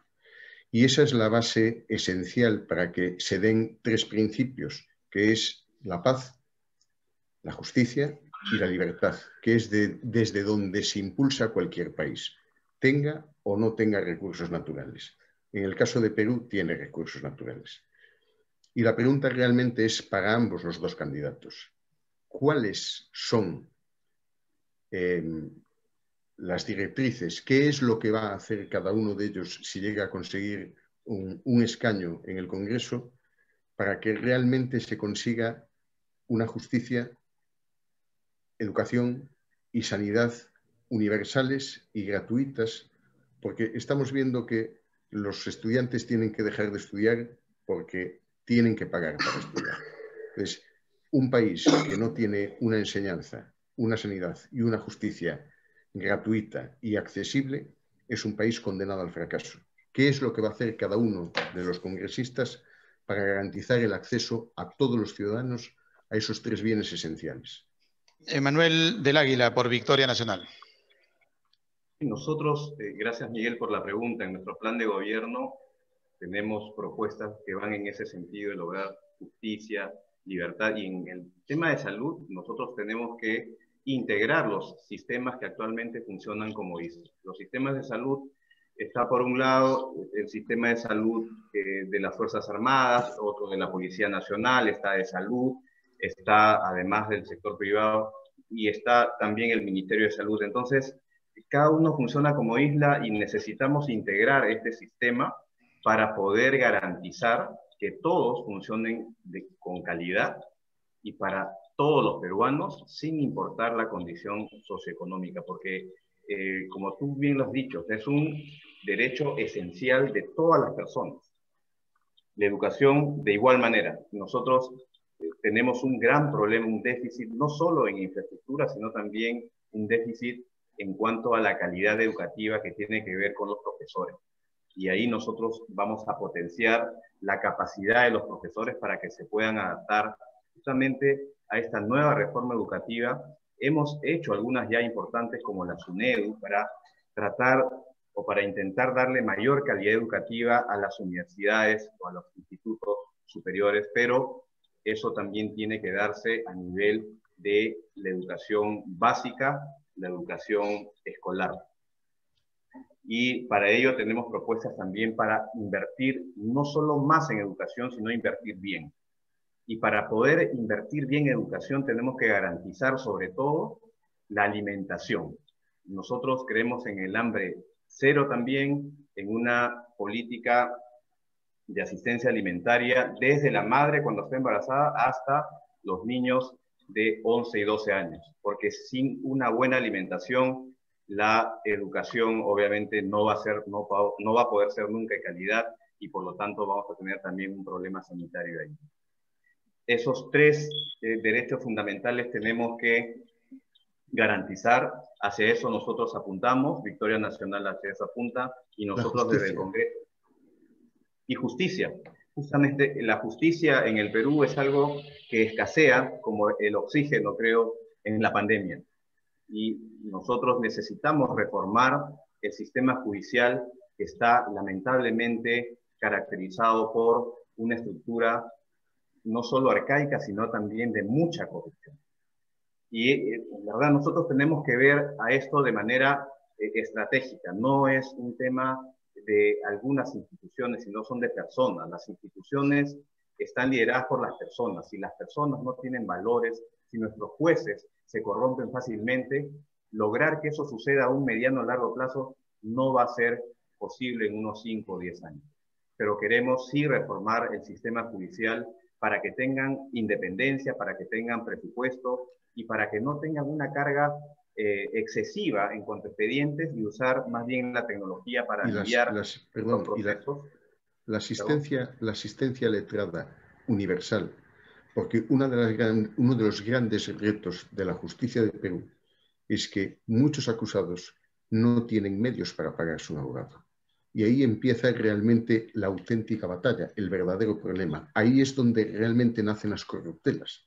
Es decir, ¿cómo es posible que un país donde rige una constitución, un país que se supone que es democrático, los acusados, los reos, los que todavía no han sido juzgados, no tienen siquiera acceso a unas garantías jurídicas elementales como la representación de un letrado? Exactamente, y la justicia, al igual que la educación, al igual que la seguridad, al igual que la salud, lamentablemente es un privilegio en nuestro país y eso se tiene que acabar. El que tiene dinero accede a una justicia de acuerdo a cuánto da al juez, al fiscal. Y eso no puede seguir así. Y los pobres y las personas que no tienen recursos están condenadas a la injusticia, no solamente a nivel judicial, sino a la injusticia educativa, a la inequidad o la desigualdad de oportunidades. Y tú lo has dicho muy claro, tenemos que garantizar esos derechos para poder ser realmente un país viable y una república que nosotros justamente este año vamos a cumplir 200 años, y para mí sí es esperanzador que lleguen personas a nuestro Congreso que realmente quieran igualdad de oportunidades y salir de ese atraso que tiene que ver con la corrupción, que tiene que ver con la inequidad, que tiene que ver con la falta de justicia. Y la falta de justicia también es una característica de los privilegios que lamentablemente los hemos heredado desde que iniciamos como república, y eso también se tiene que acabar. Almirante Jorge Montoya, por Renovación Popular, su análisis al respecto. Voy a empezar con el de salud. El tema de salud es algo importantísimo para la situación en que estamos actualmente. El gobierno anterior negó la atención de los centros de primer nivel y de segundo nivel a la población peruana. ¿Y eso qué sucede? ¿Qué hizo? Alejó la posibilidad de tener acceso a un médico a la gran mayoría de la población. Eso lo vamos a cambiar definitivamente. Vamos a incrementar el número de centros de primera atención y de segunda atención, y vamos a dotarlos adecuadamente para que la gente tenga el derecho a acercarse y recibir una atención en su barrio, sin necesidad de caminar mucho. Esa es una de las metas que nos hemos propuesto para solucionar en parte la falta de atención de salud a la población. Luego, en el macro, necesitamos unificar los sistemas de seguro de salud. No podemos seguir como estamos, con sistemas diferentes, subvencionados algunos y que son usados por gente que no necesita la subvención. Como el caso del CIS, se dijo con una función especial, un objetivo específico, y fue distorsionado y aprovechado por otros que no necesitaban ser subvencionados y no podían pagar su derecho de atención. Entonces tiene que haber un seguro donde todos aporten en función a sus ingresos para poder tener medicinas al alcance de la mano y la atención de salud permanente. Vamos a incrementar el número de hospitales de solidaridad que ha dado buenos resultados. Vamos a dedicarnos 100% a la salud de la gente de Lima y del país, para que se sientan tranquilos y seguros. Modificando los sistemas de salud, como les he dicho, que eso es importantísimo. Necesita unión, unificarlo, y hacerlos interoperantes entre unos y otros.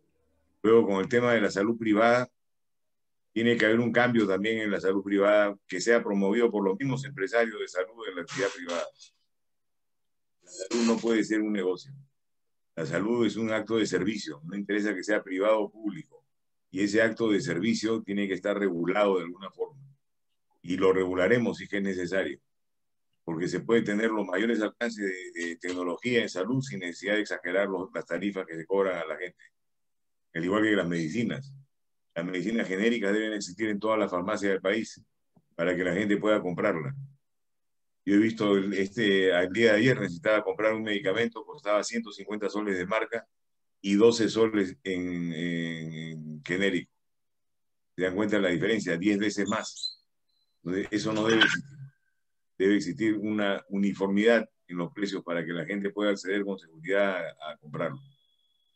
En el tema de educación, nosotros hemos creado el tema de hambre cero y la educación integrada a la alimentación. ¿Por qué?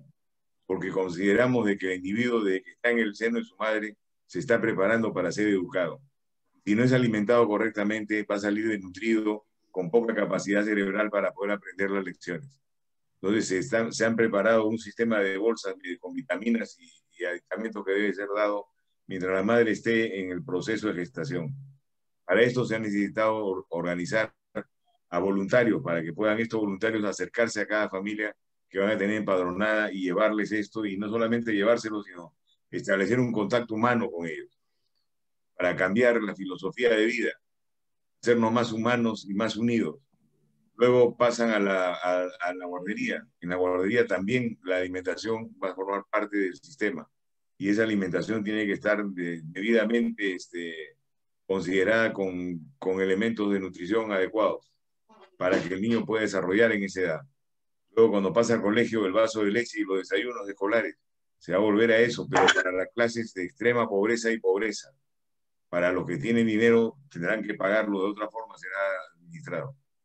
Porque si bien buscamos la equidad y la igualdad, no todos están en condiciones iguales, y la prioridad del Estado debe ser para los que menos tienen. Con eso vamos a lograr tener una educación importante, a los niños satisfechos, porque van a poder entender y escuchar las clases sin quedarse dormidos, y vamos a cambiar el país, porque la mentalidad que se le va a inyectar a la gente es de unión, de emprendedurismo, de salir adelante con lo que se tiene, de cumplir y respetar las reglas.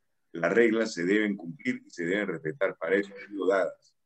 No se puede priorizar el uso de las reglas. Si uno existe, se somete a las reglas, las cumple. Esa es la democracia. Las dictaduras son las que escogen qué cumplir y qué no cumplir. Las dictaduras son las que amenazan a la población para que hagan cosas que no deben hacer, no existiendo las reglas básicas. Hablemos las cosas claras y no nos confundamos en conceptos. Gracias. Gracias, almirante. ¿Y justicia? Bueno, pues la justicia. A ver, sobre justicia, almirante. El tema de justicia es un tema muy complicado. Nuestro país tiene una virtud. ¿Qué país en el mundo ha metido preso a 3 presidentes? O sea, tenemos justicia que funciona y justicia que no funciona. Tenemos magistrados probos y tenemos magistrados corruptos. Tenemos de todo en el sistema. Entonces vamos a aprovechar la capacidad de los magistrados probos que están en el sistema para que este sistema sea arreglado, respetando la independencia del Poder Judicial. El Ministerio Público está politizado totalmente. No ofrece garantía de ningún tipo. Y la Junta Nacional de Justicia va a tener que tomar cartas en el asunto para verificar si los fiscales que actualmente existen están cumpliendo las normas adecuadas o se han politizado de tal manera que son herramientas de los políticos para cumplir su venganza. Entonces, en eso vamos a ser claros, ¿saben? Y hablar las cosas por su nombre. La justicia merece un trato aparte, es un poder diferente, lo entendemos, pero vamos a llegar a un consenso con el Poder Judicial para que sea reformado desde adentro, por ellos mismos. Gracias, almirante. Nos vamos con el orden, lo vamos a alterar un poco. Primero vamos a irnos con Daniel Pedraza y finalizamos con Charlie de Guadalajara, para aprovechar ese espíritu bastante efervescente que tiene Charlie, y con él cerramos. Daniel Pedraza, desde Boston, tu planteamiento para nuestros candidatos al Congreso de la República del Perú. Bueno, primero que todo, considero también que el término más adecuado para los venezolanos sí que era desplazado, así que me disculpo en ese sentido por haber empleado un término menos preciso. Ahora bien, a propósito de la educación peruana, yo encontré un dato muy alarmante, y es que el peruano promedio lee 0.86 libros al año. Y bueno, yo considero que la lectura es esencial para la educación íntegra del individuo, de manera que según el jefe de la Dirección del Libro y la Lectura del Ministerio de la Cultura en Perú, esto se debe a la falta de fomento a la lectura en los colegios, como a la escasez de bibliotecas públicas en el mismo país. Entonces, bueno, si quisiera una pregunta más precisa, quería primero que ustedes dijeran cómo garantizarían que la lectura se va a fomentar en el sistema educativo, y si se precisa más bien una reforma educativa para que darle una vuelta a este problema tan drástico que también acecha a Colombia, y también lo puedo afirmar con certeza. Manuel del Águila, por Victoria Nacional. Sí, nosotros también creemos que ese es un problema grave, a pesar que aprender a leer es una de las experiencias más bonitas que le puede pasar al ser humano, porque le permite mucha libertad. Cuando entre los 5 o 6 años logramos identificar mejor las palabras, y eso nos da mucho placer en el sentido de estar liberados de alguna manera. Pero lamentablemente en nuestra educación sí tenemos ese déficit de lectura que vamos a tener que corregir, y eso tiene que ver con un problema también estructural en la educación, y es que el problema viene no solamente desde la familia, sino desde los profesores. Y ahí la misma metodología no está funcionando. Nosotros creemos que se logra más bien tener una cultura de lectura en nuestros niños, porque ahí tiene que introducirse básicamente esta nueva política, es que nuestros niños puedan disfrutar de la lectura. Y eso tiene que suceder desde el colegio y desde la casa. Nosotros aplicamos, en el caso personal, en mi casa, es que mis hijas leen lo que realmente les gusta al inicio, y después vamos yendo a cosas mucho más complejas. Lamentablemente en el colegio no sucede eso. Le imponen una serie de lecturas al inicio que no son de su grado, y ahí genera, yo creo que, una fractura. Necesitamos cambiar esa metodología para garantizar la cultura de lectura, porque no solamente te libera cuando eres niño, sino te libera también cuando eres adolescente y cuando eres adulto. Porque no solo se trata de leer, porque el otro problema que tenemos es de comprensión lectora. Y ahí tenemos que mejorar la metodología para lograr que nuestros alumnos puedan comprender mejor lo que leen, interpretar mejor lo que leen. Entonces, básicamente va a tener ese tipo o esos dos enfoques para garantizar que nuestros escolares, cuando salgan del colegio, salgan no solamente leyendo, sino con un mejor nivel de comprensión lectora, que sí tenemos un gran déficit ahí. Sí. Bueno, yo quisiera hacer un distingo. Nuestra tradición cultural es de hablar, escuchar y transmitir las costumbres a través de la conversación. Los abuelos a los nietos, los abuelos o los padres a los hijos. Es una costumbre muy enraizada en la población y en la gente y hay que aprovecharla. Ahora tenemos una gran cantidad de personas que escuchan radio, sobre todo en el campo. Tienen labores de temprano y no pueden tener un libro con ellos porque no pueden agarrar la pala o el pico. Se dedican a escuchar. Entonces podemos incentivar que a través de los radios se difunda cultura también, de literatura. Leer libros que querramos transmitir a la población. Esa es una de las cosas que se puede hacer. Luego el fomento de la lectura nace en el colegio. Se le tiene que enseñar a los niños, programar la enseñanza de lectura semanal. Puede empezar con un párrafo y se termina con un libro, ¿no? Así nos enseñaron a nosotros de chicos en los colegios, porque hemos dejado de leer mucho. Y eso es cierto. Y la otra parte es la internet y las redes y todo lo que tiene ahora de la informática, que genera otro tipo de lectura de frases de menos de 40 segundos, ¿no? De transmisión corta, puntual, que también debemos aprovechar. O sea, tenemos que saber adaptarnos a la realidad, usar los elementos que tenemos a nuestro alcance. Para la cultura de oído que tenemos, transmitirla por radio. Para la cultura nueva que queremos formar en los niños e enseñarla en la escuela. Y para la internet, también tratar de transmitir contenidos que sean útiles y que puedan servirles para educar a la población. Charly Vázquez, ya en el cierre desde Guadalajara, México. Tu pregunta final, Charly. Bueno, pues agradecer la presencia de todos. Estuvo interesante y muy variado y muy rico en cuanto a temas.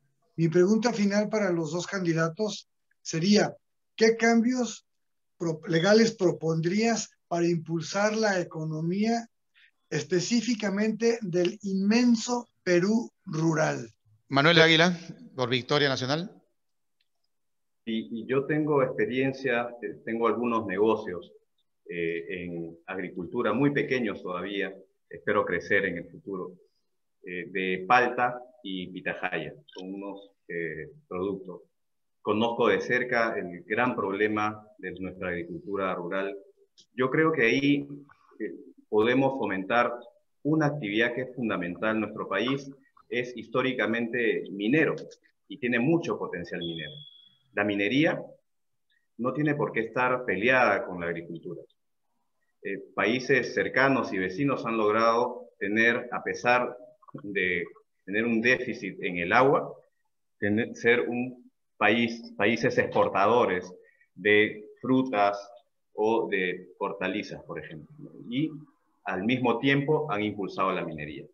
Yo creo que es el momento de que esta economía rural, que básicamente es agrícola, logremos a través de los proyectos mineros también hacer un balance, un equilibrio para que esos recursos que provienen de la minería, que nos generan uno de los principales recursos al fisco, también sean trasladados a poder mejorar la agricultura rural y fortalecer la economía donde ahí hay mucha pobreza. Nosotros tenemos varios planes dentro de nuestra propuesta de gobierno para impulsar esta economía rural, pero aliada también con los grandes proyectos mineros. No hay que pelear, no necesita estar peleada la minería con la agricultura, al contrario, creo que pueden hacer muy buena fusión en los programas de responsabilidad social y además en el canon minero que se genera a las regiones, a los distritos, a los gobiernos locales para impulsar esta economía rural. Jorge Montoya, por Renovación Popular. Sí, mencionó qué leyes se necesitan para reactivar la agricultura. Ninguna. Las leyes que existen permiten que se desarrolle de una manera normal. Lo que necesitamos es aplicar regulaciones en la compra de los productos agrícolas. Actualmente la compra al productor no tiene control. Entonces viene el mayorista y le paga una tontería por lo que está recibiendo. Por decirle 20 centavos por el kilo de papa. Y el productor se queda sin ningún tipo de defensa y vende el producto o se le malogra a él. Entonces, ahí vamos a intervenir para tener una regulación de precios adecuada para que le permita al productor poder recuperarse y hacer otra cosecha y al comerciante ganar lo justo y no abusar. Vamos a enfocarnos en ese tipo de control. No necesitamos que las actuales permiten el desarrollo completo de la agricultura para el que quiera entrar en ese campo. No hay ningún problema. Lo que sí es complicado son los créditos para las campañas y las cosechas que se realizan. Y nunca han dado resultados las medidas que se han aplicado de dar créditos a diestra y siniestra, porque nunca se han pagado, no se han recuperado y no ha habido mejora en el campo directamente. Y acá lo que hay que hacer es regular un poco los precios para que el agricultor reciba el justo precio por su producto. Y eso mejoraría mucho en la agricultura. Bueno, a manera de despedida, no hemos mencionado lo más importante. Nuestros panelistas están en diferentes lugares del mundo y van a recibir información de sus candidatos. No han mencionado ustedes a sus candidatos. A manera de despedida, pues, vendan la imagen de Rafael López Aliaga y de George Forsyth.